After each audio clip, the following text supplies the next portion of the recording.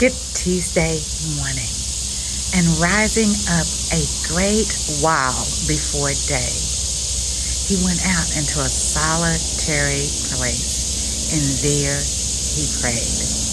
Mark tells us about Jesus. Jesus had taught in the synagogues straightway as soon as he entered Capernaum, and that's the hometown of James and John and Andrew and Simon Peter. He went into the church and he taught, and the people were astonished that who is this with all of that authority?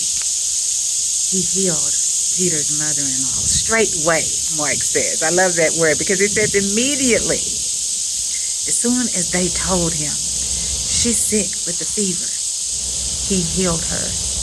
And immediately, anon, it says, she ministered to him.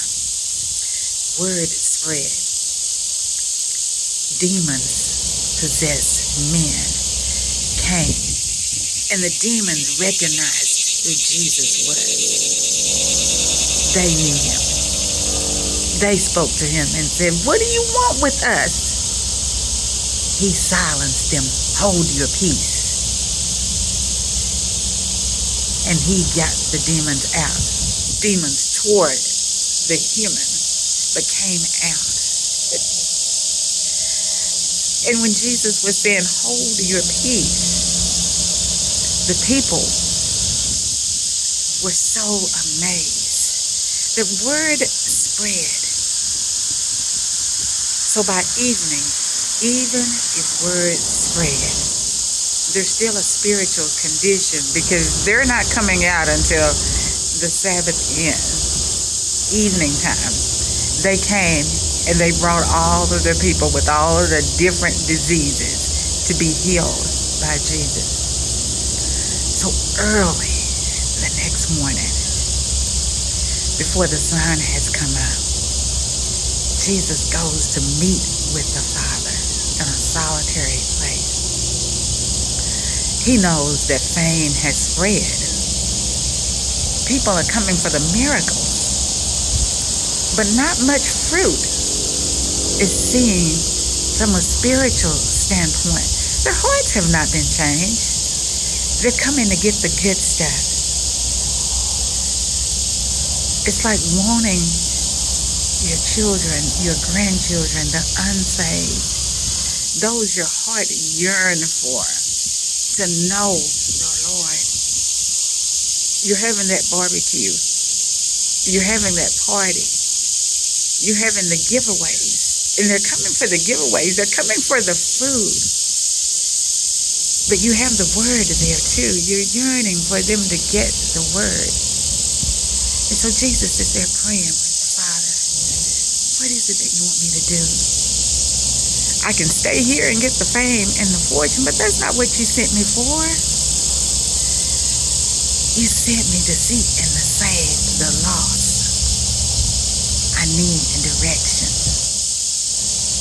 Jesus is teaching us first things first before we make a move.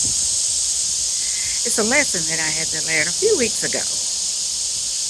I had the privilege of being on a board of speakers with pastors and preachers. And God gave me a message. First things first, Matthew 6:33.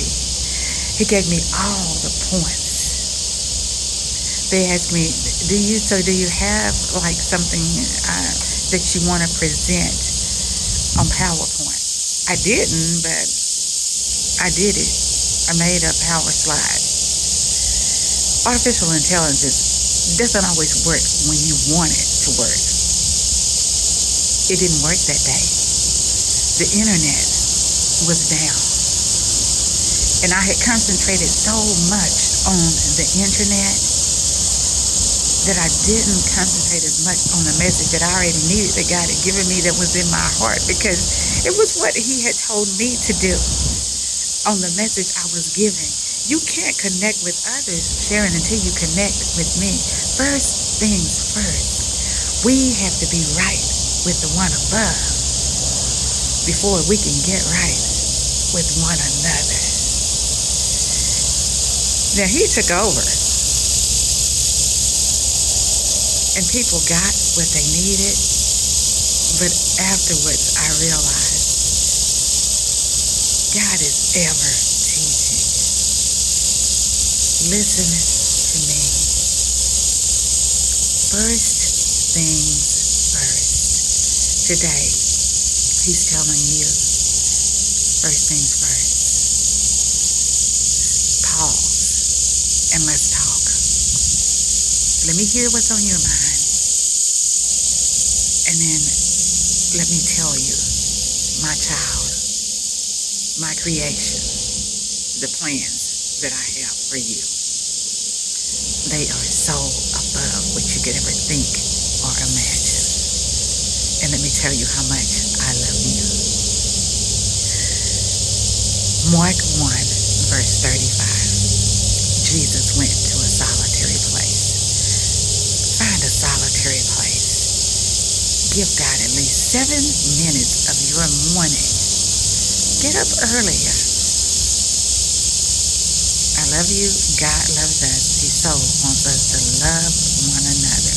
And God willing, I'll see you the next day.